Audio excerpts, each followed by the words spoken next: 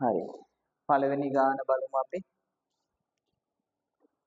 පළවෙනි ගාන තියෙනවාට පොඩි ගානක් තියෙනනේ. 1 සිට 4 තෙක් අංකයේ දෝ සවිදි චතුස්කලාකාර කැටයක් දැමූ විට බිම ස්පර්ශ වන පැත්ත නිරීක්ෂණය කරනවා. මේ ඉරට්ට සංඛ්‍යාවක් වීමේ සම්භාවිතාව. ඒත් ඔක්කොම මෙතන 1 ඉඳන් 4 වෙනකන් සංඛ්‍යා 4ක් තියෙනවනේ. නේද? සංඛ්‍යා 4න් දෙකක් ඉරට්ටේ. හරි. සංඛ්‍යා 4න් දෙකක් ඉරට්ටේ. එතකොට මොකද්ද වෙන්නේ? ඉරට්ට සංඛ්‍යාවක් ලැබීමේ සම්භාවිතාව 4න් 2ක් එනවා. හරිද? 4න් 2ක් එනවා කියන්නේ මේක සුළු වුණාම දෙකේවා 1යි මෙතනට. මෙතනට දෙකේවා 2යි.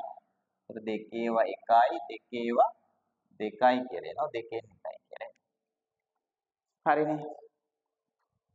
හරි. ඊට පස්සේ අපි 3 4 වෙනි බලයේ අගය අහනවා. දෙවෙනි ප්‍රශ්නට යනවා. හරිද? 3 4 වෙනි බලයේ අගය අහන්නේ.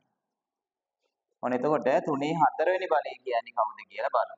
3 4 වෙනි බලය කියන්නේ 3 වැඩි කිරීම 3 වැඩි කිරීම 3 වැඩි කිරීම 3.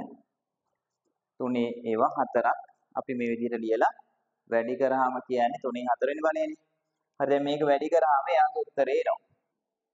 හරි එතකොට 3 වරක් 3 9යි 9 වරක් 3 27යි 27 වරක් 3නේ 27 වරක් 3 81යි නේ.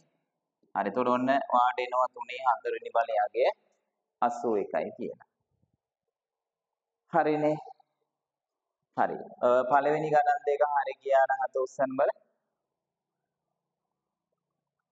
හරි. එහෙනම් අපි යනවා ඊළඟ ප්‍රශ්න දෙකට යමු. හරිද? බලන්න මේක. පහත දැක්වෙන වගුවේ නිවැරදි ප්‍රකාශය ඉදිරියෙන් හරි ලකුණ දාන්නලු. වැරදි ප්‍රකාශනයේ ඉදිරියෙන් වැරදි ලකුණ දාන්න. හරිනේ. ඒක තමයි කියලා තියෙන්නේ නේ. හරි එතෙන්දි දැන් 36 මූලය 40 වර්ගමූලය 49 වර්ගමූලය. ඒ කියන්නේ 40 වර්ගමූලය තියෙන්නේ 36 වර්ගමූලය 49 වර්ගමූලය අතරද.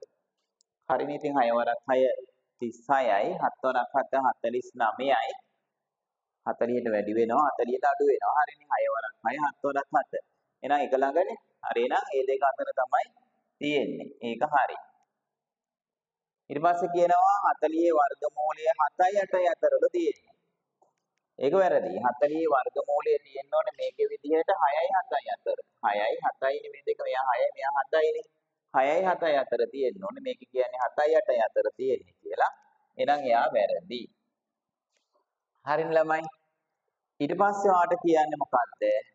40 වර්ගමූලයගේ පළමු සන්නිකර්ෂණයට 7.3ක් වේ. හරි පළමු සන්නිකර්ෂණය අපි බලනකොට එතකොට 7.3 7.3න් වැඩි කරලා බලන්න පුළුවන් අපිට මේ විදිහට. හරි එතකොට ඔයාට මේකේ අනිවාර්යෙන් එන්නේ 49යි ගාණක්. ඇයි දැන් 7නේ 70 හරිද? 7 වරක් 7 49යිනේ. හරි.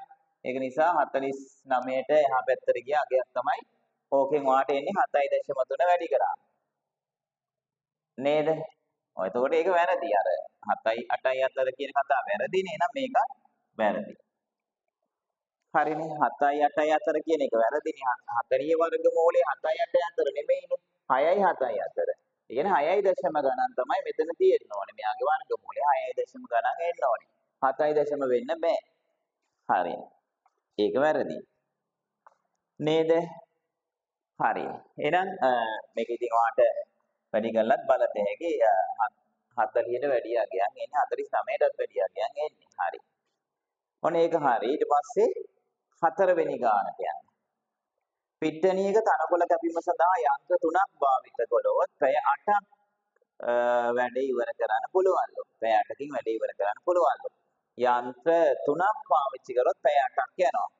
එතකොට යන්ත්‍ර 3ක් පාවිච්චි කරාම පැය 8ක් යනවා කියන්නේ 3 වරක් 8 එනවනේ ළමයි 24ක් නේ. හරි නේද? එතන වැඩ ප්‍රමාණය යන්ත්‍ර වලින් බැලුවොත් 24ක් එනවා. වැඩ ප්‍රමාණය 24ක් එනවා. දැන් ඊට පස්සේ ඉවර කරන්න පුළුවන්. ලෝ යන්ත්‍ර 4ක් භාවිත කළොත් එම වැඩේ පැය කීයකින් නිම කළ හැකිද? එහෙනම් යන්ත්‍ර 4ක් පාවිච්චි කරාම වැඩේ නිම කරන්න මේ වැඩ ප්‍රමාණය 24 යන්ත්‍ර ගාණින් බෙදන්න. යන්ත්‍ර 4යිනේ. යන්ත්‍ර 4යි කියන්නේ පැය 6ක් යනවා මේ වැඩේ ඉවර කරන්න. යන්ත්‍ර 4ක් දැම්මොත් පැය 6ක් යනවා. හරිද? වැඩ ප්‍රමාණය යන්ත්‍ර 3ක් දැම්මොත් පැය 8ක් යන වැඩ ප්‍රමාණය 24යිනේ. හරි. එතකොට යන්ත්‍ර 4ක් දැම්මොත් මේ වැඩ ප්‍රමාණය 4න් බෙදුවාම ගතවන පැය ගාන හොයාගන්න පුළුවන්. එහෙමයි. හරිනේ. ඔය විදිහට එන්නේ ළමයි. හරි. තුන්වෙනි ගාන හරි ගියා නම් අත උස්සන්න බලන්න. හතරවෙනි ගාන වැරදිනේ නේද? හරි. ඒක හදාගමු. හරි ඒක හදාගෙන අපි ඊළඟ එකට යමු. ඊළඟ එක බලන්න. හරි. ඒකේ ලේසිනේ වැඩි 8 3ක් 24යි. ඊට පස්සේ 24 4ෙන් බෙදුවා පැය ගාන එනවනේ. හරි ඊළඟ එකට යන්න. මෙන්න අපි ඊළඟ ගාන රූපයේ දී ඇති තොරතුරු අනුව ABC කෝණයේ අගය අහන්නේ ළමයි. ABC කෝණයේ අගය. මේකේ තියෙන තොරතුරු අනුව හරි මෙතන තියෙනවා අංශක 30ක කෝණය මේක නේද? අංශක 30යි මේක 40යි. මෙයා තමයි අහන්නේ. මෙයාව දීලා තියෙන ගානේ. ඔයාගේ පේපර් එකේ නේ. මේක දීලා තියෙනවා මේකත් දීලා තියෙනවා මේක අහනවා. හරි ඉතින් මොකද්ද කරන්නේ අපි ත්‍රිකෝණයක අභ්‍යන්තර කෝණ එකතු 180යිනේ ළමයි. නේද? එහෙනම් ඔයා ලියන්න ABC කෝණය ධන ත්‍රිකෝණයක අභ්‍යන්තර කෝණ එකතු. හරිනේ. ABC කෝණය ධන 40 ධන 30. අභ්‍යන්තර කෝණ තුන අපි එකතු කරගන්නවා මේ විදිහට. අභ්‍යන්තර කෝණ තුන එකතු කරගත්තාම සමාන වෙන්න ඕනේ 180. හරිනේ. ත්‍රිකෝණයේ අභ්‍යන්තර කෝණ තුන එකතු කරා 180යි නේද? හරි එහෙනම් මේකේ ලැබෙන මේ සමීකරණය විසඳ ගන්නවා. එතකොට ABC කෝණය ධන 40යි 30යි එකතු කරගත්තා 70යි නේද? සමාන වෙනවා ළමයි 180ට. හරි 70 මේ පැත්තට ගෙනල්ලා අඩු කරා නම් ඔයාට එනවා ABC කෝණය අගය කීයද කියලා. ඔන්න ABC කෝණය අගය සමාන වෙනවා 180න් අඩු කරන්න 70ක්.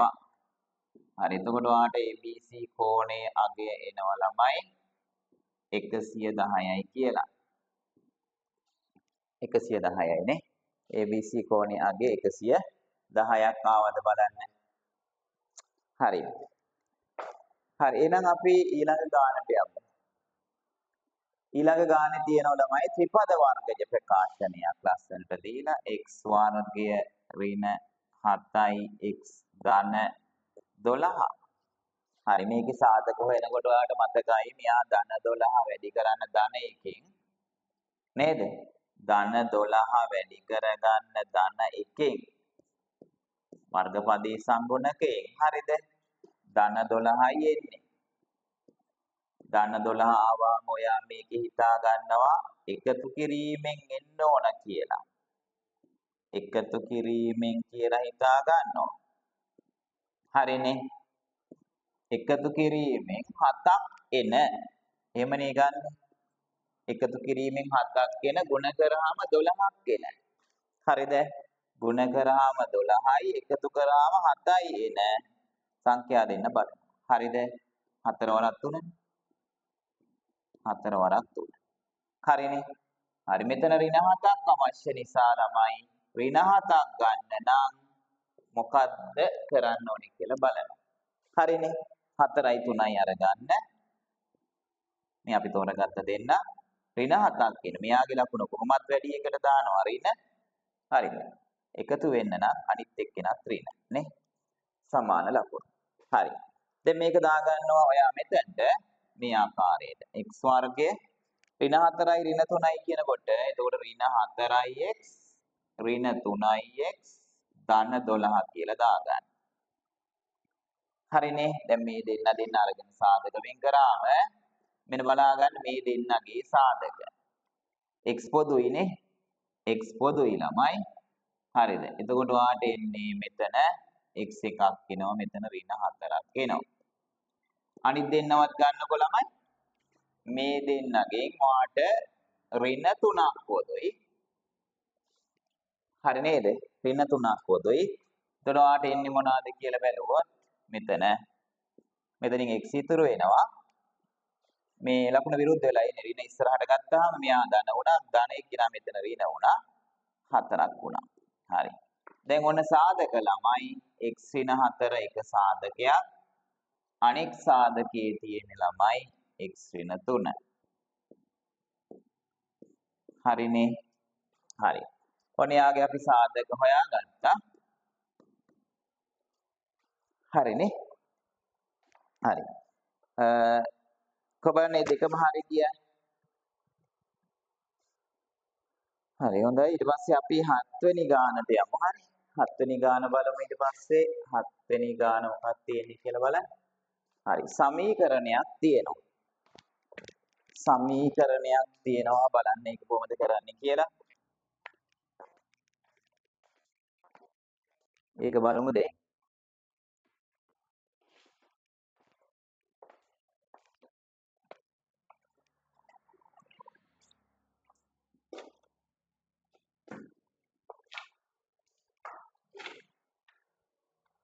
හරිනේ.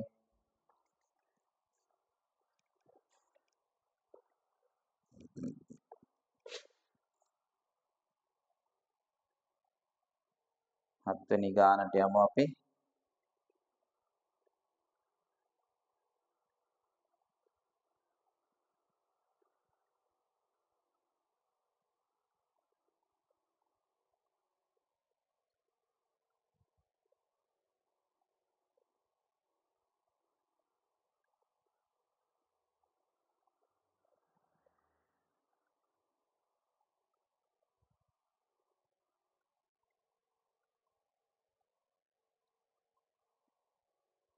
හරි බලන්න.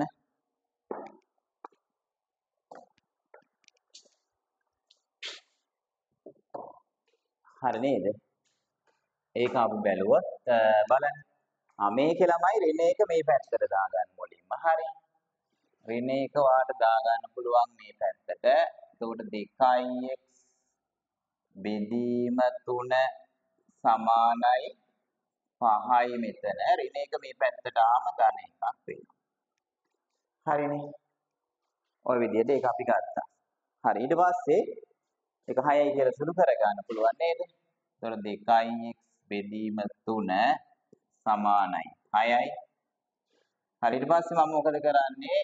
හරස් ගුණ කරන්නත් පුළුවන් නැත්නම් දෙපැත්ත 3න් වැඩි කරලා දාන්නත් පුළුවන්.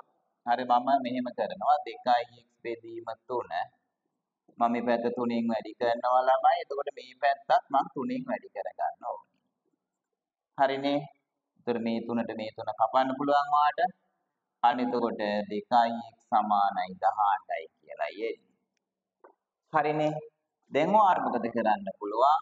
දෙපැත්තම දෙකෙන් බෙදා ගන්න පුළුවන්. මේ පැත්තත් දෙකෙන් බෙදුවා 18ත් බෙදුවා දෙකෙන්. අන්න මේ දෙන්න කැපුණා. එතකොට x සමාන වෙන්නේ කාටද? 9ට. හරි නේද? x සමානයි 9 කියලා එනවා. හරි අපි 8 වෙනි ගානටත් යමු.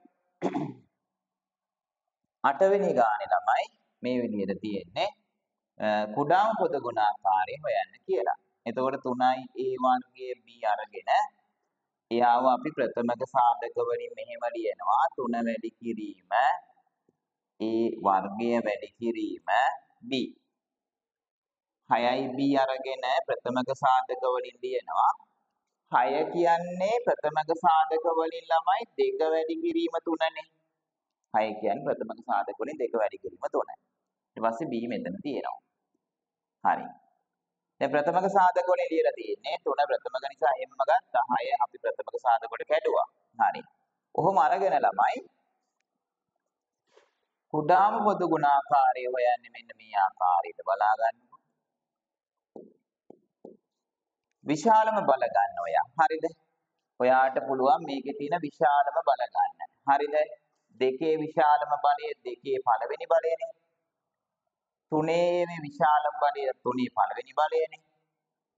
ඒ විශාලම බලය ඒ දෙවෙනි බලයනේ. BA විශාලම බලය B පළවෙනි බලය. විශාලම ඕනම එක්කෙනෙක්ව ගන්න විශාලම කෙනා ගන්න. හරිද? මෙතන පළවෙනි බලයනේ දෙකේම මට මෙයාව ගන්න. ඕන කෙනෙක් ගන්න හැකි. හරි එතකොට දෙකේ විශාලම දෙකේ එකමනේ තියෙන්නේ. තුනේවා මේ දෙකක් තියෙනවා දෙකේම පළවෙනි බලය තමයි විශාලම බලය. ඒ නිසා ඕන කෙනෙක්ව ගන්න හැකි. හරි. අන්න දැන් මම ඔය ගත්තේ ඒව ටික මෙහෙම ලියලා වැඩි කර ගන්නවා. හරි. විශාලම බල. විශාලම බල ටික අරන් මෙහෙම වැඩි කර ගන්නවා. හරි. එතකොට එන්නේ 6යි A වර්ගයයි B. 6යි A වර්ගයයි B කියලා ඔයාලට එනවනේ. හරි. ඔන්න අපි 8 වෙනි ගාන කතා කරා. ඊට පස්සේ අපි යනවා හරි 9 වෙනි ගානට. මේකේ හරි නේද? මේකේ කොබලන් දෙකම හරි කියන හත උස්සන්න බලන්න. හොඳයි. හරි. එහෙනම් වැරදි ඒවා නැහැ. හදාගන්න. කැමරාව ඔන් කරගමු ළමයි. හරි. කැමරාව ඔන් කරගන්න ඕනේ. right. ඊට පස්සේ අපි 9 වෙනි ගානට යනවා. දී ඇති වෙන් රූපේ අඳුරු කර ඇති කොටස කුලකාංකනේ ලියන්න කියනවා. හරිනේ. අඳුරු කරලා තියෙන ළමයි ඒ කුලක දෙකම පාට වෙලා තියෙන්නේ නේ. A කුලකයයි B කුලකයයි සම්පූර්ණයෙන් පාට වෙලා. ඒ කියන්නේ ඔක්කොම පාට වෙලා. ඔක්කොම පාට වෙලා නම් අපි කියන්නේ ළමයි මේලය කියලා. A මේලය B. පාට කරලා තියෙන ළමයි A මේලය B. හරි නේද? A මේලය B. හරි. අනේක හරි ඔක්කොම පාට වෙලා රවුන්ඩ් දෙකම පාට වෙලා රවුන්ඩ් දෙකම පාට වෙලා කියන්නේ මේලේ ඔක්කොම. හරිනේ. හරි මේකට යන්න ඊට පස්සේ රූපයක් දීලා තියෙනවා ළමයි. පාද දෙකක් සමාන ත්‍රිකෝණයක් ඒක. හරිනේ. පාද දෙකක් සමාන ත්‍රිකෝණයක් තියෙනවා. එක කෝණයක් 90යි. හරි. අපි දන්න දෙයක් තමයි ළමයි මොකද්ද? ත්‍රිකෝණයක පාද දෙකක් සමාන නම් ඒ සමාන පාද දෙකට ඉස්සරහා තියෙන කෝණ දෙක, ඒ කියන්නේ මෙයාට ඉස්සරහින් තියෙන මේ කෝණයයි, මෙයාට ඉස්සරහින් තියෙන මේ කෝණයයි සමාන වෙනවා. හරිද? මේ කෝණය x කියලා දාගත්තොත් මෙයත් x වෙනවා. හරි මේ දෙන සමානේ කොහොම හරි ත්‍රිකෝණේ මේ පාද දෙක සමාන නිසා ඉස්සරහා කෝණ දෙක සමාන වෙනවා. ඒක අපි ත්‍රිකෝණයක පාද දෙකක් සමාන ත්‍රිකෝණයක තියෙන විශේෂ ලක්ෂණයක්. සමාන පාද දෙකට ඉස්සරහා කෝණ දෙක සමාන වෙනවා. හරි. එතකොට දැන් මේක 90යි කියලා දාලා තිනවා. ABC කෝණය අහන්නේ. ABC කියන්නේ මේකනේ. මම x කියලා දාගත්ත නිසා x වාගත්තා නම් හරිනේ. හරි. එහෙනම් මෙන්න අපි කරනවා ළමයි බලා ගන්න. මම x කියලා දාගත්ත නිසා මම එක ගත්තා. ඔන්න x ධන 90. x ධන 90. හරිනේ. සමාන වෙන්න ඕනේ ළමයි. කාටද? 180ට ත්‍රිකෝණයක අභ්‍යන්තර කෝණ නිසා. හරි දැන් ඔයාලට පුළුවන් ඔතනින් x වලගේ හොයාගන්න. x ධන x කියන්නේ පුතා 2x නේ. නේද? ඊට පස්සේ 2x තියෙනවා. මෙතන 90ක් තියෙනවා. සමාන වෙනවා කාටද? 180ට. හරි මේක විශ්ලේෂණය යන්න තියෙන්නේ. අපි 90 මේ පැත්තට දා ගන්නවා ළමයි. 90 මේ පැත්ත දැම්මාම 180 ඍණ 90ක් වෙනවා. හරිනේ. ඒතර 2x සමාන වෙන්නේ ළමයි 90ට. එහෙනම් දෙපැත්තම දෙකෙන් බෙදන්න. එතකොට x වාගත්ත හැකි. 2x බෙදන්න 2කින් 90ත් බෙදන්න 2කින් අන්න x වල උත්තරයක් එනවා. x සමානයි 45යි. ඒ කියන්නම ABC කෝණය 45යි නේ. අන්තිමට උත්තරේ ලියලා තියෙනවා ABC කෝණය සමානයි 45යි. හරිනේ. හරි. ඔන්න ඒක හරි ළමයි. දැන් අපි ගණන් 10ක් කතා කරානේ. හරි මේ දෙකම හරි ගියා නම් අත ඔස්සම බලන්න. හරිද? මේ දෙකම හරි ගියා නම් අත ඔස්සම. හරිනේ. හරි. ඔව් පුතේ.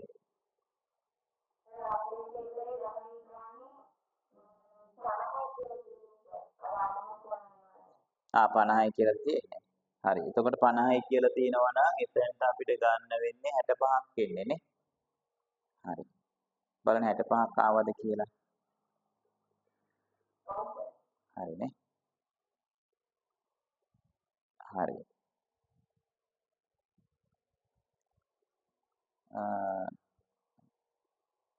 නුමාට බෝඩ් එක බොඳ වෙලාද තියෙන්නේ?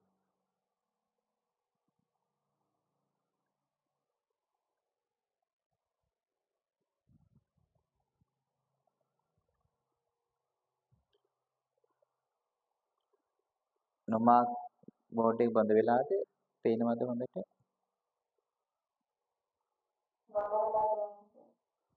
හරි.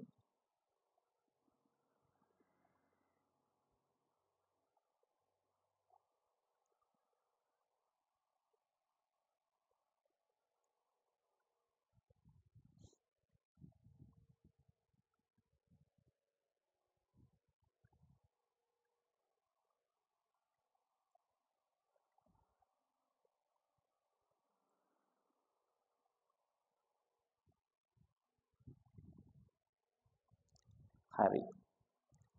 බලන්න හරි ගියාද කියන එක.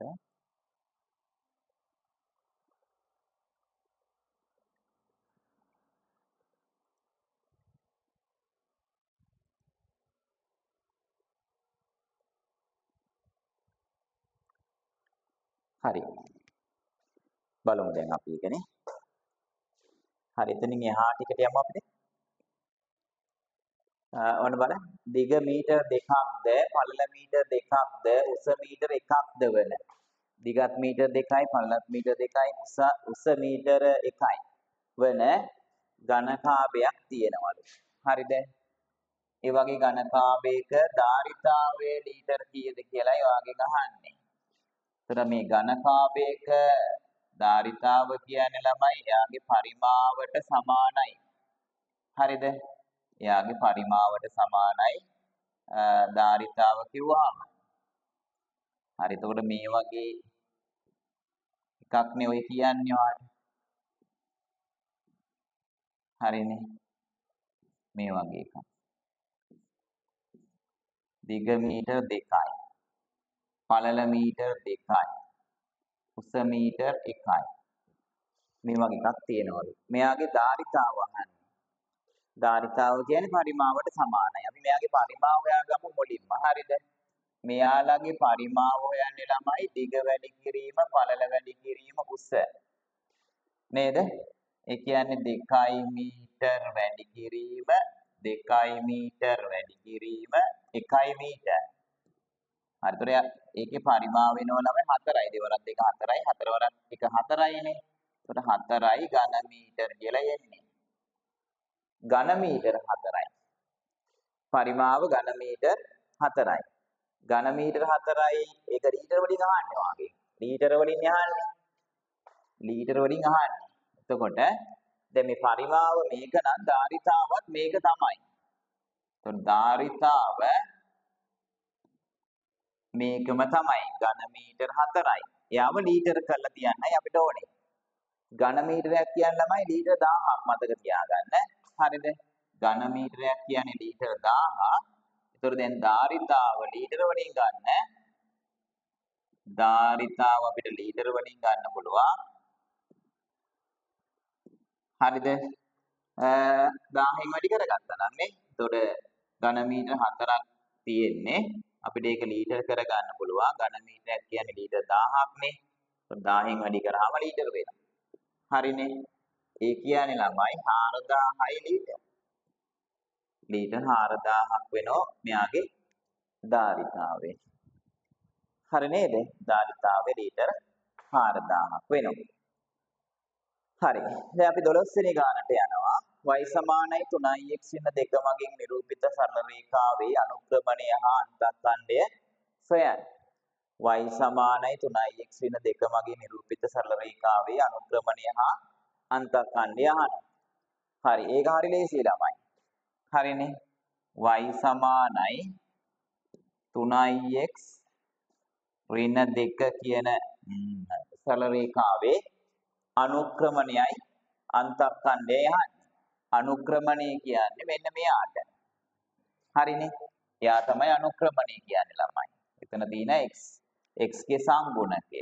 එයා අනුක්‍රමණය. හරිද? ඒතර අනුක්‍රමණය වාට ලැබෙනවා. හරිනේ. අනුක්‍රමණය අපි m කියලා ගත්තාම එයා 3යි. අන්තඛණ්ඩය කියන්නේ ළමයි මෙන්න මෙයාට. මෙයා තමයි අපි m කියලා කියන්නේ mx නේ y සමාන mx ධන මෙයා තමයි c කියලා කියන්නේ. හරි නේද? ඒතර අන්තඛණ්ඩය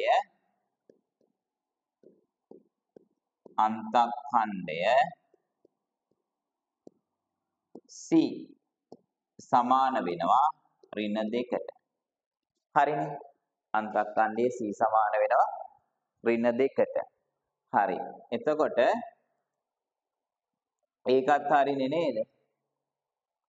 හරි. කොබලන් මේ දෙකම හරි කියන්නේ. හරි. හරි. එහෙනම් අපි යනවා ඊළඟ එකට 12 වෙනි ගානට යමු. 12 වෙනි ගානට යමු අපි. 12 වෙනි ගානට එන්න. හරිවම තියෙන්නේ. රූපයේ දැක්වෙන කේන්ද්‍රික ඛණ්ඩයේ අරය 28කි. ඒ වර්ගඵලය සොයන්න. අරය 28ක් වන කේන්ද්‍රික ඛණ්ඩයක් දීලා තියෙනවා. ඒකේ වර්ගඵලය අහනවා. දැන් බෝඩ් එක පැහැදිලි වුණාද නොමාට? හරි. හරි. එතකොට කේන්ද්‍රික ඛණ්ඩයක වර්ගඵලය හොයන්න අපිට පුළුවන් විදිය කල්පනා කරනවා. දැන් අපේ ක්‍රමේ කේන්ද්‍රික ඛණ්ඩයක වර්ගඵලය හොයන්නේ ළමයි phi r වර්ගයේ වැඩි කිරීම 360න් θනේ. phi r වර්ගයේ වැඩි කිරීම 360න් θ. හරි. අන්න ඒ ක්‍රමය අපි යොදාගෙන තමයි කරන්නේ. හරි. දැන් අපි බලමු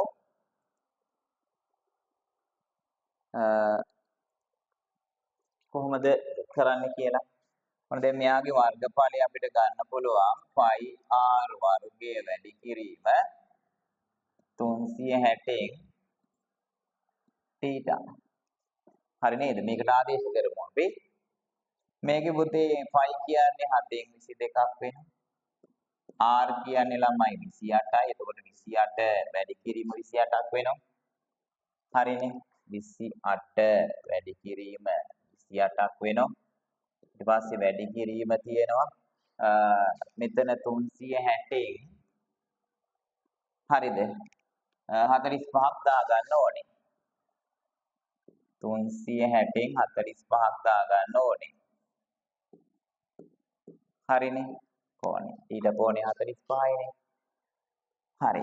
දැන් මේක අපි සුළු කරනවා. ඒ කියන්නේ මේකේ කැපෙන ඒවා බලනවා ළමයි. මේකේ කැපෙන ඒවා තියෙනවා මොනවද? 7න් කපන්න පුළුවන් නේද? 7න් කපන්නකො 7 ඒවා 1යි 28ට 7 ඒවා 4යි. 45න් කෙලින්ම කැපෙනවා. 45 ඒවා 1යි 45 ඒවා 8යි. හරිනේ. තව මේකේ කැපෙන ඒවා තියෙනවා. මොනවද කැපෙන්නේ තව? 4න් කපන්න පුළුවන් මට. 4 ඒවා 1යි 4 ඒවා 1යි. හරිනේ. 4 ඒවා 2යි හොඳයි. 4 ඒවා 2යි 4 ඒවා 1යි. හරිනේ. ඊට පස්සේ ආයි 2කින් අපට ඇති 2 ඒවා 1යි 2 ඒවා 11. හරි 28 11න් වැඩි කරන්න කියලා එනවා නේද? 308ක් එන්නේ නේද? 308ක් එන්නේ. වර්ග සෙන්ටිමීටර් 308ක් ආවද බලන්න යාට.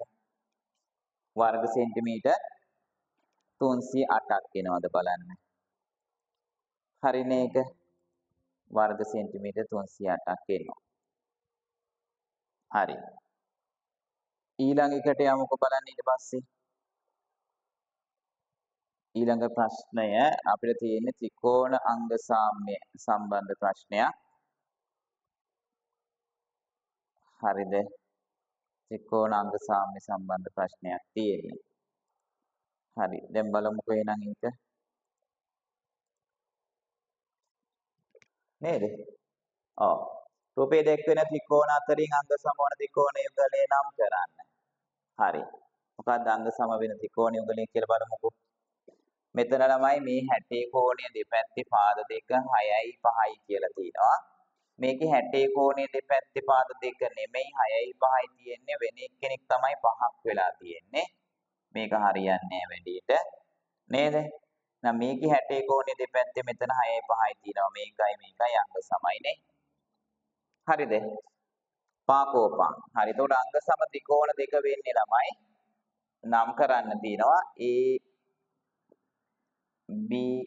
ත්‍රිකෝණයට අංග සමයි XYZ ත්‍රිකෝණය. ABC ත්‍රිකෝණයයි XYZ ත්‍රිකෝණයයි අංග සමයි කියලා එනවා. හරි නේද? හරි මේ දෙකම හරි කියන හත උසුම් බලන්න. නෑනේ. හරි දෙකම හරිනේ. හරි. එහෙනම් අපි යනවා ඊළඟ එකට. ඊළඟ එක බලන්න. පහත සංඛ්‍යා රේඛා මත නිරූපණය වන විසඳුම අසමානතාවයකින් ලියන්න.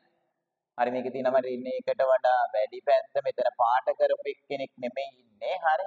එතකොට x කියන කෙනා වැඩි පැත්ත පාට කරලා තියෙන නිසා විශාලයි. පාට කරලා නැති නිසා සමානයි කියලා ඉන්නේ නැහැ. එතකොට රින් එක මෙතන. හරිනේ x විශාලයි රින් එක කියලා එනවා.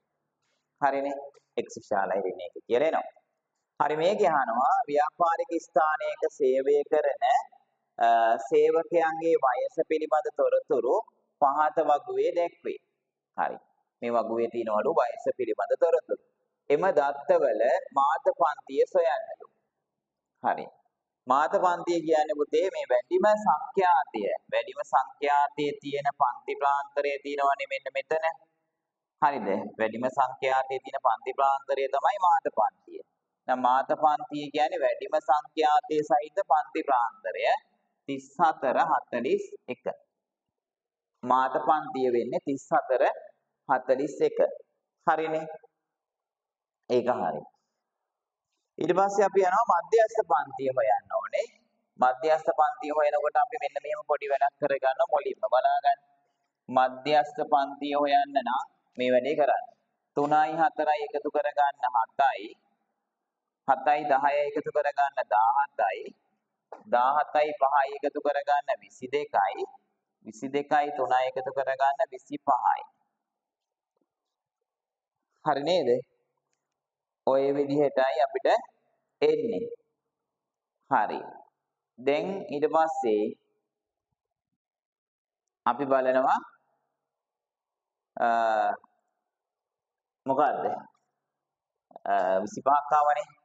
දැන් බලනවා මේකේ හරි මැද අංගය. මධ්‍යස්ථය කියන තර හරි මැද. ඒතර 20 25ක් ආපු නිසා අපි දැන් 25 දෙකෙන් බෙදුවොත් 12යිනේ. 12.5යි. නේද? 25 දෙකෙන් බෙදුවොත් 12.5යි. 12.5 කියන්නේ අපිට 12ක් සෙට් වෙන තැන අපිට ඒක බලන්න ඕනේ. මේක 10යි. හරි මම 25 දෙකෙන් බෙදලා බැලුවොත් 12.5යිනේ. හරි. එතකොට 13 12 වගේ අගයන් යන්න ඕනේ. හරි. එතකොට මෙතන 10න් පස්සේ හරිද? මෙතන 17 sorry. 17නේ මෙතනට වෙනකොට 12 සෙට් වෙන්නේ කොහෙද බැලුවොත් මේකේ තමයි 12 සෙට් වෙන්නේ. හරිනේ. 7නේ මෙතන. මෙතන 12ට අඩුයි. මේක 12ට වැඩි. ඒතර 12 සෙට් වෙන්නේ මේකේ. එයාගේ ප්‍රාන්තරය 34 41 ආපහු. 34 41 තමයි මධ්‍යස්ථ පන්තිය වෙන්නේ. හරි නේද? 12.5 වන අගය. 12.5 වන අගය කියන්නේ ඒතර මේක 7 12ට වඩා අඩු නිසා 12.5ට වඩා අඩු නිසා සහ මෙයා 12ට වඩා වැඩි නිසා 12 වන අගය මේකේ තියෙන්න ඕනේ. මේකේ තියෙන්න දෙයක් නැහැ. මේකේ තියෙන්න ඕනේ. හරිනේ. හරි කියන්නේ 34 41. හරි. ඔන්න අපි මාත පන්තියයි මධ්‍යස්ථ පන්තියයි හෙව්වා. හරි. බලන්න ඔයාගේ මේ දෙක හරිද කියලා. මේ දෙක නම් හරි ඇති නේද? බලන්න මධ්‍යස්ථ පන්තිය හරියට හොයාගත්තද කියලා. හරි. දැන් එහෙනම් අපි ඊළඟ ගණන් වලට යන්න හදන්නේ.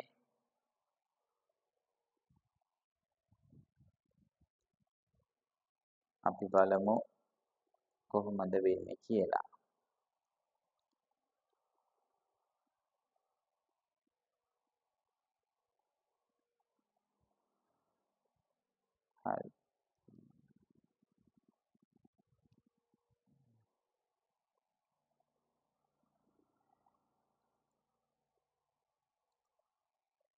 හරි. බලමුකෝ එහෙනම්. හරි. මොන අපි යනවා 17 වෙනි ප්‍රශ්නේ බලන්න හොයන්න. රූපේ දී ඇති කේන්ද්‍රික ඛණ්ඩේ පරිමිතිය සොයන්න. පරිමිතිය සොයනකොට ළමයි මොකද්ද කරන්න ඕනේ? චාප දිග හොයා ගන්න ඕනේ මේකේ. හරිද? මේකේ චාප දිග හොයා ගන්න ඕනේ. මෙන්න මේක. මෙන්න මේ දිග හොයා ගන්න ඕනේ. මුලින්ම. හරිද? මෙයා 14 නිසා මෙයා 14 නම් වෙන්නේ. එයා 14ම තමයි නේ. ඒ දෙන්න දන්නවා අපි. මෙයා 14 මෙයා 14. පරිමිතිය අහන්නේ. පරිමිතිය කියන්නේ වටේ දිගනේ. මෙයාගේ වටේ දිග හොයනකොට 14යි මේකත් 14යි මේක දන්නේ නැහැ.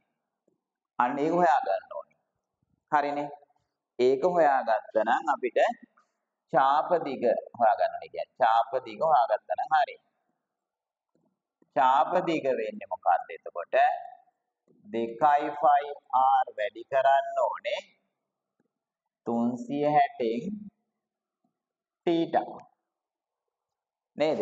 2යි r වැඩි කරන්න ඕනේ 360න් θ.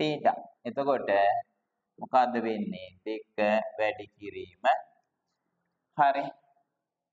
වැඩි කිරීම කියන්නේ 7න් 22යි වැඩි කිරීම r කියන්නේ 14යි r කියන්නේ 14යි වැඩි කිරීම 360න් 90යි. හරි නේද? හරි. ඔන්න ඔකෙන් එන්නේ චාප දිග. හොඳයි අපේ ප්‍රශ්නෙට උත්තරේ නෙමෙයි. මුලින් අපි චාප දිග හොයාගත්තා නම් ඊට පස්සේ පුළුවන් අපේ ප්‍රශ්නෙට උත්තරේ හොයාගන්න. හරි. දැන් මේක අපි සුළු කරගමුකෝ. හරිද? එතකොට ඔයාට එන්නේ 7 මේකට 7 2යි. හරි නේද? 90 1යි. මේකට 90 4යි. හරි නේද? ඒක හරි. ඊට පස්සේ දැන් තව කැපෙන ඒවා තියෙනවනේ. අපි බැලුවොත් 2 2යි 2 1යි මේ දෙකට මේ දෙක කපමු. අන 22යි. චාප දිග එන්නේ ළමයි 22යි කියලා. හරිනේ 22යි කියලා එන්නේ. හරි. එහෙනම් දැන් අපි පරිමිතිය හොයාගමු. මෙන්න පරිමිතිය වෙන්නේ වටේ දිගනේ. ඒතර 22යි අර 14 2යිනේ. ඒතර 14 2කුයි බලන්න 14 2කුයි 22කුයි එකතු කරගන්න තියෙනවා. හරි එතකොට 28යි මෙතන 50යි. පරිමිතිය හරියටම 50යි කියලා එන්නේ. හරි බලන්න ආවද කියලා 50 ආවද හරිද? හරිනේ. හරි ඒක හරි. දැන් ඊළඟට අපි කරන්නේ ඊළඟ ප්‍රශ්නේ බලන්න 18 වෙනි ප්‍රශ්නේ. හරි මේකේ හරය සමාන කරගන්න ඕනනේ. ඒතර මේකේ හරය සමාන කරගන්නවා කියන්නේ a බෙදීම 2 අඩු කිරීම 3යි a බෙදීම 10නේ. හරි මේකෙදී උඩයි යටයි වැඩි කරන්න වෙනවා 5 නේද? ඒතර 5යි a වෙනවා මෙතන 10ක් වෙනවා. හරය සමාන කරන්නනේ අපි එහෙම කරන්නේ. හරය සමාන කරගත්තා. හරය සමාන වෙනවා 5න් වැඩි කරන්නේ. ආ 10නේ 5න් වැඩි කරා. හරි. දැන් ඔයාලට පොදුයිනේ ළමයි මෙතන 10. එතකොට මෙතනට එනවා 5යි a අඩු කිරීම 3යි a. හරි නේද? 5යි a ගෙන් 3යි a අඩු කරාම 2යි a නේ පුතා. හරිද? 2යි a බෙදීම 10. හරි. ඒක කැපෙනවනේ දෙකෙන්. 2 1යි 2 5යි. ඒ කියන්නේ a බෙදීම 5යි කියලා යන්නේ නේ. a බෙදීම 5යි. හරි. ඒක හරි ගියාද බලන්න 18 වෙනි ගාන හරි නේද එතකොට? හරි. නුමාගේ හරිද 18 වෙනි ගාන? සුළු කරන්න ඒක එතනින් එහාට කරන්න. හරිද? සුළු කරලා දාන්න ඒක.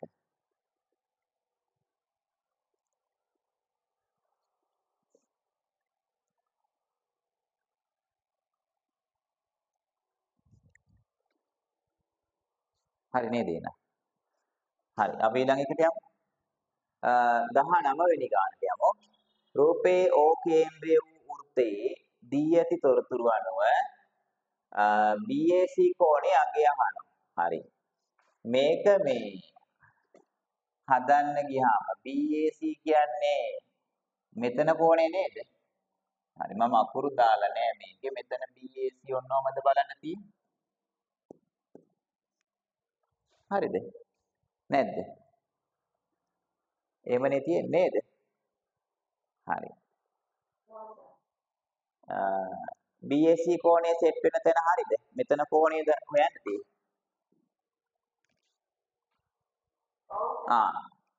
කමන්නේ නෑ. හරි. එහෙම තියමු අපි. හරි. ඔයා ඒකේ ප්‍රශ්නයක් වෙන්නේ නැහැ එතන. හරි අපි BAC කෝණයනේ හොයන්න ඕනේ. එතකොට ඕකේ මොකක්ද තියෙන්නේ අපිට? පාදයක් දික් කරාම හැදෙන බාහිර කෝණය අභ්‍යන්තර සම්මුඛ කෝණ දෙකේ එකතුවට සමානයි. පාදයක් දික් කරාම හැදෙන බාහිර කෝණය අභ්‍යන්තර සම්මුඛ කෝණ දෙකේ එකතුවට සමානයි. ඒ කියන්නේ BAC කෝණය ධන 40 සමාන වෙනවා කාටද? 130ට. නේද? 130ට සමානයි. හරිනම් මේකෙන් ඔයාලට පුළුවන් BAC හොයාගන්න ළමයි. එතකොට BAC කෝණය සමාන වෙන්නේ 130න් අඩු කරන්න හරිද? 40ක්. හරි. එහෙනම් දැන් BAC කෝණය සමාන වෙන්නේ 130න් 40ක් ගියාම කීයද? 130න් 40ක් ගියාම 90යි.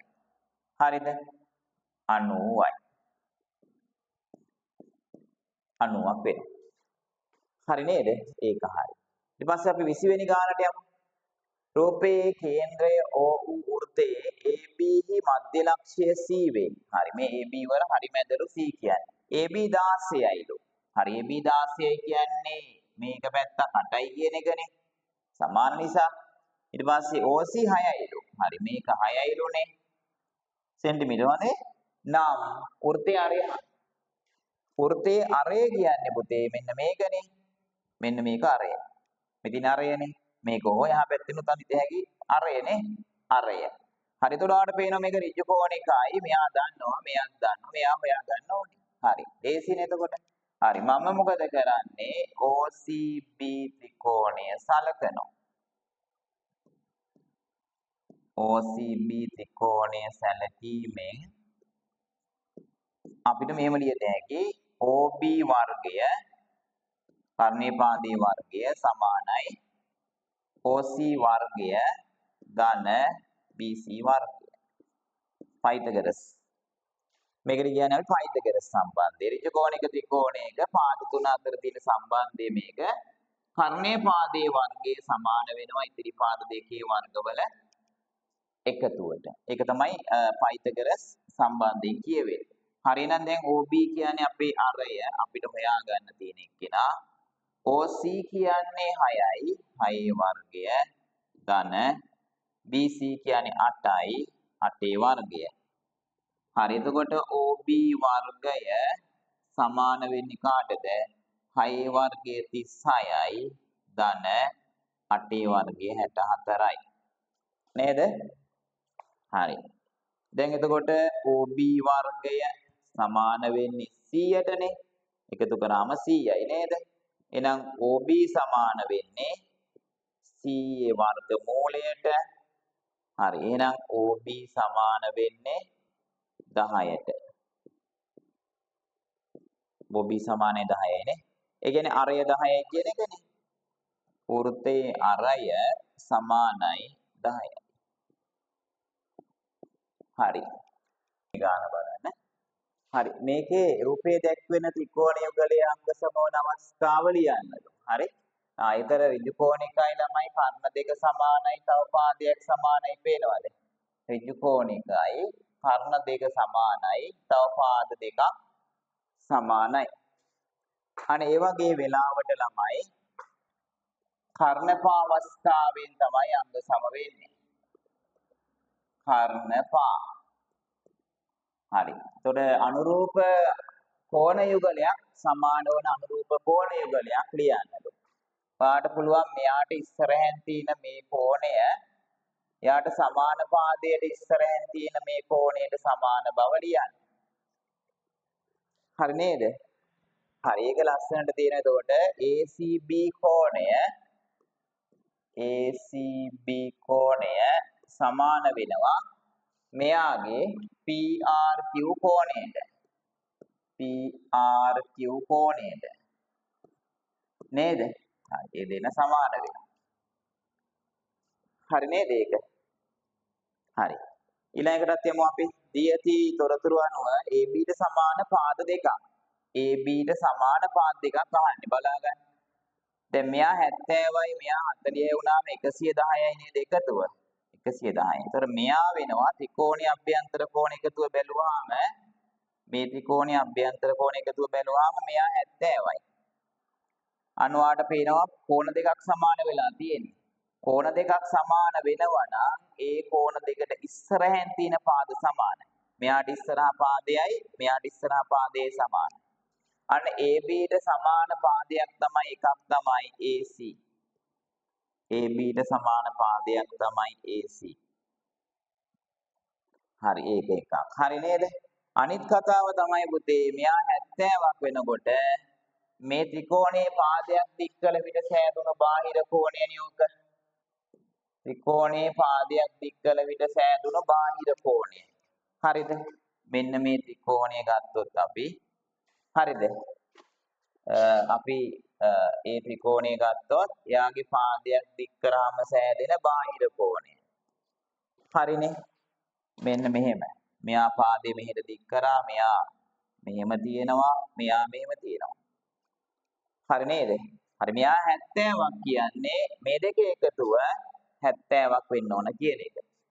හරි නේද? ඒක බාහිර කෝණය සමානයි අභ්‍යන්තර සම්මුඛ කෝණ දෙකේ එකතුවට. හරි එතකොට මෙයා 70ක් නම් මේ දෙකේ එකතුව 70ක් විය යුතුයි. මෙයා 35ක් නිසා මෙයා 35ක් වෙන්න ඕනේ. අනාපව දින සමාන කෝණ දෙකක් මේ රතු පාට ත්‍රිකෝණේ සමාන කෝණ දෙකට සම්මුඛ පාද දෙක සමානයි. එහෙනම් මෙයාට මෙයා සමානයි. හරිනේ. ඒ කියන්නේ AB ට සමානයි BD නේ. AB ට සමානයි BD. හරිනේ. AB ට සමානයි BD. 23 වෙනි ගානට යමු. A නගරය B නගරයට කිලෝමීටර් 25ක් බටහිරින්ලු. B නගරේ ඉඳන් බැලුවාම 25ක් බටහිරින් තියනවලු A නගරය. හරිනේ. C නගරය B නගරයට කිලෝමීටර් 25ක් දකුණේ. B වල ඉඳන් බැලුවාම C තියෙන්නේ කිලෝමීටර් 25ක් දකුණේ. එහෙනම් වාට පේනවා මේ පාද දෙක සමානයිනේ. මේ දෙක අතර කෝණය 90යිනේ. නැගෙනහිරයි දකුණයි. නැගෙනහිරයි මේ බටහිරයි දකුණයි. බටහිරයි දකුණයි කියන්නේ 90යි. හරි මේ පාද දෙක සමානයි එතකොට. එහෙනම් ඔයාලට තේරෙනවා මේ කෝණ දෙක සමාන විය යුතුයි කියලා නේ. දැන් මේක 90යි. එතකොට මේ පාද දෙක සමාන නිසා මේ කෝණ දෙක සමාන වෙන්න ඕනනේ. එතකොට මේක 45යි 45යි වුණා නම් ඔන්න ත්‍රිකෝණයේ අභ්‍යන්තර කෝණ වලට ගැලපෙනවනේ. හරි මේ දෙන්න සමානයි 90යිනේ මෙතන. ඉතුරු 90 දෙකට බෙදුවා 45යිනේ. හරි. එතකොට මේ කෝණ දෙක 45ක් වෙනවා. හරි. දැන් ඔයාගෙන් අහන්නේ A සිට C දිගංශය. A වල ඉඳන් C වල දිගංශය. පුතේ දිගංශය කියන්නේ උතුරු දිශාව සමග. හරි. දැන් A වල ඉඳන් C දිගංශය කියන්නේ මේ උතුරු දිශාව අරගන්න ඔයා. AC දක්වා තියෙන උතුරු දිශාවෙන් ඉඳන් AC දක්වා තියෙන කෝණය තමයි දිගංශය කියන්නේ දක්ෂිණාවර්ත කෝණය. හරිද? දක්ෂිණාවර්ත කෝණය තමයි දිගංශය කියන්නේ. හරිද? ඔන්න දැන් එතකොට මෙතන තියෙන උතුරු දිශාව මේක මෙන්න දෘෂ්ටි රේඛාව උතුරු දිශාවෙන් ඉඳන් දක්ෂිණාවර්තව මෙන්න මේ දෘෂ්ටි රේඛාව වෙනකන් කෝණය අල්ල ගන්න. හරි. මේකනේ එතකොට. එතකොට මෙතන 90යි. නේද? මෙතන 90යිනේ උතුරයි නැගෙනහිරයි. 90යිනේ. මෙයා 45යි. ඒතර 90යි 45 එකතුව තමයි මේ සම්පූර්ණ කෝණය කියන්නේ. මේ සම්පූර්ණ කෝණය කියන්නේ එතකොට 90යි 45යි එකතුව. 90යි 45යි එකතුව. ඒ කියන්නේ 135යිනේ. නේද? 135යි. හරි. අන්න එහෙනම් දැන් ඔයාලට පුළුවන් ඕක ලියා ගන්න. කොහොමද?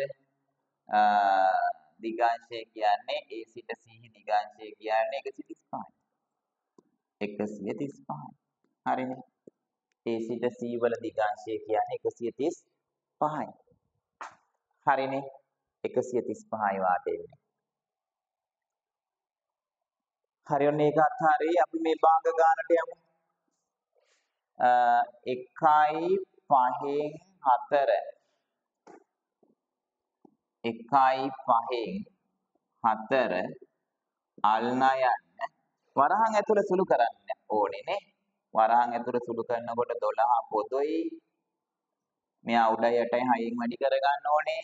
මෙයා 6න් වැඩි කරා මෙතනට 6ක් එනවා. මෙතන 1ක් එන්නේ. 12නේ. හරි. එතකොට 1යි 5න් 4 අල්නා යන්න මේක 12න් 5ක් කියලා එන්නේ නේ. හරි. දැන් ඔයා මිශ්‍ර සංඛ්‍යා විෂම භාගයක් කරගන්න. 5 යටින් නේද? 5 රකික 5යි 5යි 4යි 9යි. 9 උඩින්. අල්නා යන්න 12න් 5. හරි. දැන් ඔයා බලන්න මේකේ කැපෙන ඒවා ළමයි. මේකේ කැපෙනවා 5 ඒවා කැපුණා. 3 ඒවා මේකට 3යි මේකට 4යි නේද? ඒ කියන්නේ 4න් 3යි. 4න් 3ක් හරි. කොබන්න 4න් 3 ආව නම් අත උස්සන් බලන්න හරිද? හරි ඒක හරි. ඊට පස්සේ අපි ඊළඟට යමු 25 වෙනි ගානට අපි යන්නේ. රූපයේ දැක්වෙන ABC ත්‍රිකෝණය ආකාර ඉඩමක් තියෙනවා. BC මත AB හා AC ට සමදුරින්. BC මත AB ට හා AC ට සමදුරින්. රේඛා දෙකකට සමදුරින් තමයි. හරිද? රේඛා දෙකකට සමදුරින් නම් කෝණ සමච්ඡේදක. මතක තියාගන්න. හරිද? රේඛා දෙකකට සමදුරින් කියලා කියනවා නම් කෝණ සමච්ඡේදකය. හරි? AB හා AC මේ AB හා AC ට සමදුරින්. හරි. මේ දෙන්නට සමදුරින් කියන්නේ මෙතන තියෙන කෝණේ සමච්ඡේදකය. හරිද? එතන තියෙන කෝණේ සමච්ඡේදකය ගන්න ඕනේ මෙයා. හරි මෙන්න මම කෝණ සමච්ඡේදකයේ ලකුණු කරනවා මේකේ බලන්න. කෝණ සමච්ඡේදකයේ අපි ලකුණු කරනකොට මෙච්චරයි කරන්නේ. රේඛාවක් ඇඳලා දෙපැත්තේ කෝණ දෙක සමාන බව පෙන්වලා තියන්නේ. හරි දෙපැත්තේ කෝණ දෙක සමාන බව පෙන්වුවා නම් ඔයා මේ ඇඳලා තියෙන්නේ මෙහෙම ඇඳලා තියෙනකොට මේකෙන් තේරුම් ගන්න දේ තමයි BAC කෝණේ සමච්ඡේදකය මේක කියන්නේ. හරිද? BAC කියන සම්පූර්ණ කෝණේ සමච්ඡේදකය තමයි මේ ඇඳලා තියෙන්නේ. හරි. එතකොට මේක මත තියෙන ඕනම තැනක් ගත්තොත් AB ට සහ AC ට සමදුරින්. AB ට සහ AC ට සමදුරින් BC මත කියලා කියනවා මේ. BC මත තියෙන්න ඕනේ AB ට හා AC ට සමදුරින්. හරි. AB ට හා AC ට සමදුරින් BC මත තියෙන්නේ මෙන්න මෙතන. මෙන්න මෙතන තමයි ඔය කියන P තියෙන්නේ. P කියන්නේ ගස සිටවන්න ඕන තැන ඔය තියෙන්නේ. හරිනේ? ගස සිටවන්න ඕන තැන ඔන්න ඔතන තියෙනවා. හරි. කොහොමද